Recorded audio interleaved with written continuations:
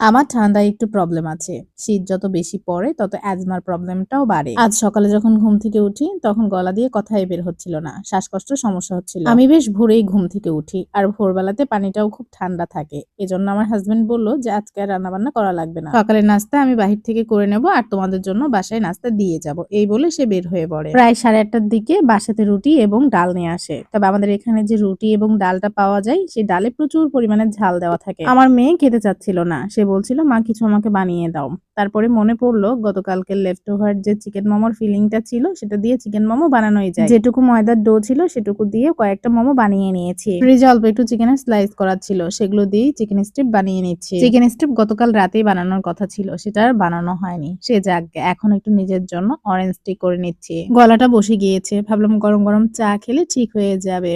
যাই হোক, এদিক থেকে আমার চিকেন স্ট্রিপ গুলো হয়ে গিয়েছে, আমি নামিয়ে নিয়েছি।